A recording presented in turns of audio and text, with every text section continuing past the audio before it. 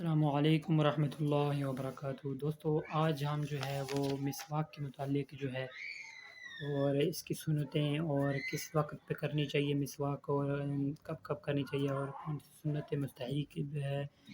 اور اس کے بارے میں حدیثیں بھی ہیں، روایتیں بھی ہیں کافی ساری، تو آج انشاءاللہ اسی کے اوپر ہم پڑھیں گے۔ رسول صلی اللہ علیہ وسلم کی مبارک سنت ہے، منہ کی صفائی کا ذریعہ ہے، بلغم کا خاتمہ کرتی ہے، نگاہ تیز کرتی ہے، آواز صاف رکھ کرتی ہے، معدے کی اصلاح کرتی ہے، ہاضمے کو بہتر بناتی ہے، تلاوت اور ذکر اذکار میں نشاط اور تازگی پیدا کرتی ہے، نام اعمال میں نیکیوں کو بڑھاتی ہے، اللہ کی رضا اور ایمان پر خاتمے کا سبب بنتی ہے۔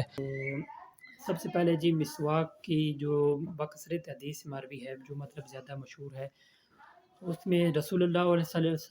صلی اللہ علیہ وسلم نے فرمایا اگر امت پر دشوار ہونے کا خوف نہ ہوتا تو ان پر ہر نماز کے لیے مسواک واجب قرار دیتا۔ صحیح بخاری اور صحیح مسلم کی یہ حدیث ہے۔ اس کے بعد جی حضور صلی اللہ علیہ وسلم قرآن قرات پڑھتے یا سونے کے وقت یا قرآن پڑھتے، اس کے بعد ارادہ فرماتے تو مسواک کرتے تھے، گھر میں داخل ہوتے وقت بھی مسواک کرتے تھے۔ چنانچہ حضرت امی عائشہ رضی اللہ عنہ فرماتی ہیں کہ حضور صلی اللہ علیہ وسلم شائنہ اقدس میں داخل ہونے کے بعد سب سے پہلے جو کام کرتے تھے وہ مسواک کرتے تھے، اس کے بعد نماز کے لیے بھی وقت سے پہلے مسواک کرتے تھے۔ اس کے بعد جو ہے ایک حدیث میں آتا ہے، روایت ہے کہ حضرت امی عائشہ رضی اللہ عنہ فرماتی ہیں کہ رسول صلی اللہ علیہ وسلم نے ارشاد فرمایا وہ نماز جس کے لیے مسواک کی جائے اس نماز کے مقابلے میں بلا مسواک پڑھی جانے والی نماز سے 70 گنا زیادہ فضیلت رکھتی ہے یہ نماز۔ تو اس سے آپ سمجھ گئے ہوں گے کہ مسواک کے کتنے فائدے ہیں، کہ جو بلا مسواک پڑھی جاتی ہے نماز ہے وہ بھی قبول ہے، یہ نہیں کہ قبول نہیں ہے، لیکن مسواک کر کے جو پڑھی جائے اس کو 70 گنا زیادہ فضیلت ملتی ہے اس نماز کو۔ اس کے بعد مسواک کے متعلق جو سنتے ہیں ان کو سمجھ رکھتے ہیں آپ کے۔ مسواک ایک بالشت مطلب کہ اس کا لمبائی کتنی ہونی چاہیے اور انگلی سے زیادہ موٹی بھی نہیں ہونی چاہیے، اور کم سے کم 3 مرتبہ مسواک کرنی چاہیے، ہر مرتبہ پانی میں بھگو کے کریں اس کو۔ سیدھے سیدھے آپ جیسے مسواک نکالی ہے جیب میں آپ نے رکھی ہوتی ہے، جیسے نکالی تو ایک دم نہیں مارنی ہے، آپ پانی میں بھگو لیں تو زیادہ بہتر ہے۔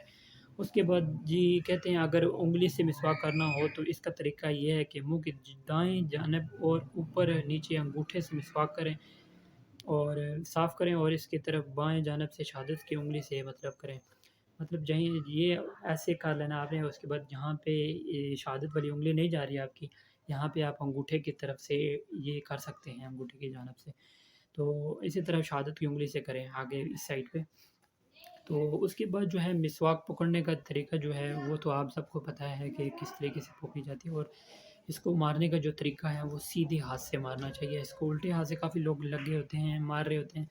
لیکن یہ جائز اور ہنسب جو طریقہ ہے وہ ہے سیدھے ہاتھ سے آپ مسواک کریں، زیادہ بہتر ہے۔ اور اس کے بعد جو ہے اس کے مسواک جو ہے دانتوں کے ظاہر و باطن میں بھی لگنی چاہیے۔ اس کے بعد جن اوقات میں مسواک کرنا سنت ہے یا مستحب ہے وہ سونے کے بعد اٹھنے پر مارنی چاہیے، ایک نمبر 2 وضو کرتے وقت، نمبر 3 قرآن پاک کی تلاوت کے لیے، نمبر 3 حدیث، نمبر 4 جو ہے حدیث شریف پڑھنے سے پہلے، پڑھنے کے لیے جب ماریں تو آپ پڑھنے کی کوشش کر رہے ہیں، مطلب کہ حدیث پڑھنے جا رہا ہوں تو اس سے بھی پہلے مار سکتے ہیں آپ۔ منہ سے بدبو ہو جانے کے وقت ویسے بھی لوگ مارتے ہیں کرنے سے پہلے خانہ کعبہ، اس کے بعد جو ہے خانہ کعبہ شریف یا حتیم میں داخل ہونے کے وقت مسواک کرنا بھی سنت مستحب ہے، اور اس کے بعد گھر میں داخل ہونے کے بعد بیوی کے ساتھ مقاربت سے پہلے، اس سے پہلے جو وائف ہیں آپ کی